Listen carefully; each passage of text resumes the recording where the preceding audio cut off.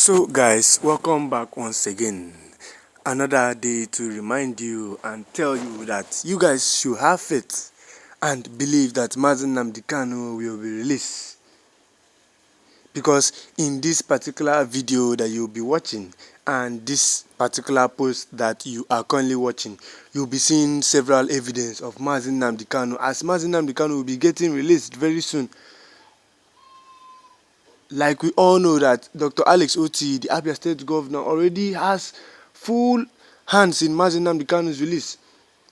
And he has met with the president of Nigeria, President Bola Tinubu, telling him that, look, Mr. President, release this man called Nnamdi Kanu. Even the criminals in the prison, in the Sokoto prison, are also chanting for his release. They are also requiring for his release, that the man does not deserve to be in detention. Nnamdi Kanu has gone to prison there and he has humbled himself down to the core. Even the prisoners, they like Nnamdi Kanu and they want Nnamdi Kanu released. They keep sending petition. This man should be released. This is what I keep telling you guys, that Nnamdi Kanu will be released despite everything that Omotosho has planned. His evil plans on Nnamdi Kanu will never work. I've told you guys, Nnamdi Kanu is a peaceful man. He's a man that wants the betterment of his people. His intentions are pure. But I don't seem to understand how President Bola Tinubu and Justice Omotosho keeps tagging Nnamdi Kanu as a terrorist. I don't know. Because everything this man is saying is quite the truth. They don't want to release him because they know that if he comes out, he will expose their evil plans and evil deeds. Because Nnamdi Kanu has a lot of secrets he's hiding. Nnamdi Kanu has a lot of their secrets. He's hiding it. Once he gets released, he will expose them all. Nnamdi Kanu knows them all.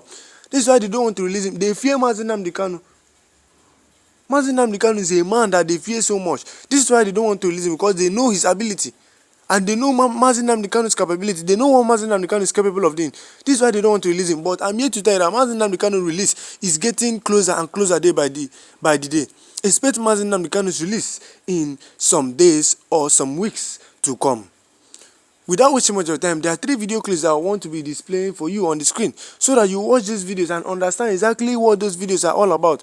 Watch these particular videos to the end, and when we are back, we'll be continuing. Do you know what pains me the most?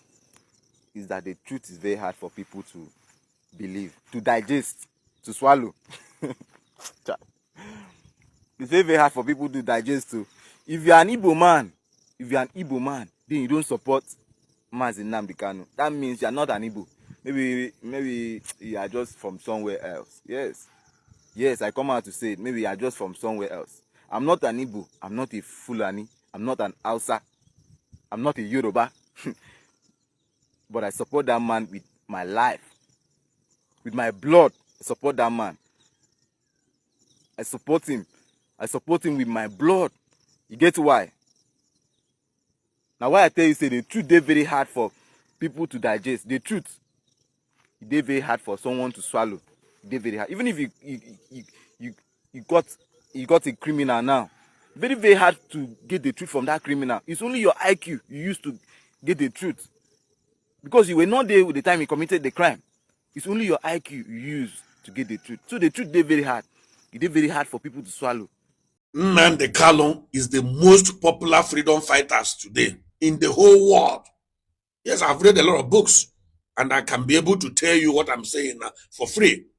Go and make a research, verify what I'm saying, and know why I am saying this. It's only Nnamdi Kanu as a freedom fighter that registered his IPOB organization in almost countries in the world. There is no country in this world today IPOB members are not registered. And when you see how they do their protest, peaceful protest from the southeast Nigeria, the south to the north, to the west, to Ghana, Brazil, India, America, Great Britain, Jerusalem, Italy, other part of the world, name them, New Zealand, England, Australia, all those countries. I have never seen a freedom fighter who has made this before. Nnamdi Kanu is a very great man. Forget where they put him today. It is normal. He has said in several videos that threatens for them, freedom fighters, exile, grave, and prison. And he also mentioned in one of his videos that any day they eye him, that the Republic of Biafra will come very fast. We are not praying that they should eye him, but all his visions are coming to become realities. We can see all he said today. A lot of people have started calling him prophet, the man that saw tomorrow, and other good names. So, who is this Nnamdi Kanu? This is a man now that in Sokoto State, business has started moving back there. People have started visiting Sokoto State. Sokoto Airport today has become busy. There is business there today because of Nnamdi Kanu. Maybe as a matter of fact, we should stop sponsoring Nigerians to go to Mecca or Jerusalem for pilgrimage. When Nnamdi Kanu is here, see what is happening in Sokoto today. Every day, guys are moving to that place, visiting him in that place. Big and good personalities. Daily. Restaurants today, there has started functioning well. Hotels today has started also functioning well. People in the prison there are respecting and talking much about him. Nnamdi Kanu is a man that wherever you put him, he will make life there to become very simple and good for those people. He will educate them to understand what is going on in Nigeria, what is going on in Africa, and the way we can get our freedom. Who is this Nnamdi Kanu? Nnamdi Kanu is a man of people, a man that loves and preaches peace. Nnamdi Kanu is also that man that God gives that favor for people around him. Whatever you do and you stay around him, that business will begin to prosper. Both Uber, cabs are doing good business today because they have to move people from airport to the Sokoto prison, from Sokoto prison to the hotel, from the hotel to the restaurant, from the restaurant to other places, from that places to hospital. Business is moving well again in Sokoto. So we should look at Nnamdi Kanu and understand the kind of person he is. Today, it's not the only Igbos now that are fighting for his freedom. In fact, the Hausa people today are also adding their voices that Nnamdi Kanu should be released. Share, comment, and remember blessed. Thank you.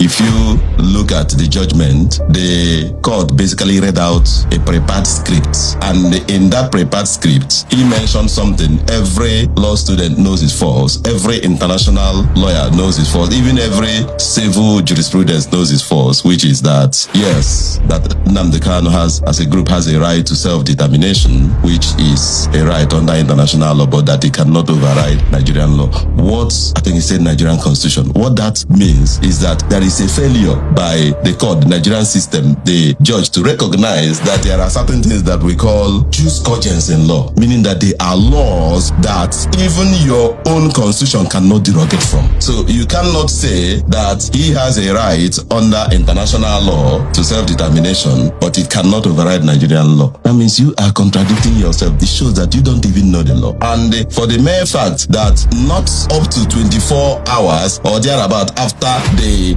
scripted judgment was pronounced, he was transferred to Sokoto, the seat of the caliphate. In fact, on the judgment, even before I reached there, to show you the kind of system that Nigeria is, when somebody is convicted, I think I need to clarify this point for our viewers. When somebody is convicted in law, there's always a report, a social report, before a sentence is pronounced. There are two different things, conviction and sentence. When somebody is convicted, then the next stage is to sentence the person. There is is no generic sentence in law for everybody. It doesn't happen. And before a sentence can be fairly imposed, you need to look at the report of that person, the kind of report. You look at the circumstances of the person. You look at, by circumstances, I mean the person's family, the history of the person's health, the person's previous criminal convictions. You understand? You look at a whole lot of things before you can pronounce sentence. There is no court that are practicing that I know that has a pre-sentence report before conviction. It doesn't happen. The implication is that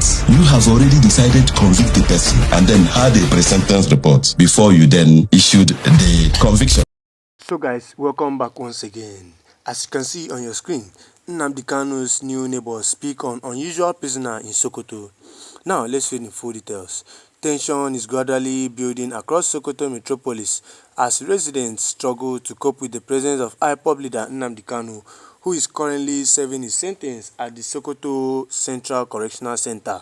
The development has unsettled many homes, businesses, transport operators, and community dwellers, with fear spreading particularly across the Marina, the heart of Sokoto city where the correctional facility sits. The prison is only a short distance from the Sultan's palace and close to Sokoto Gaka, the administrative seat of Sokoto North local government area, a fact locals say sharply heightens public concern. Many residents, including Kabiru Mohammed Gobirawa, a seasoned journalist, admitted that this is the second time they are experiencing such a situation involving a high-profile inmate attracting national attention, frequent high-level visitations, and heavy security presence on a daily basis. He recalled that the Sokoto Central Prison once housed the former Director General of the National Youth Service Corps (NYSC), Colonel Peter Obasa, who served his prison term there after his conviction by a military tribunal in the 1980s.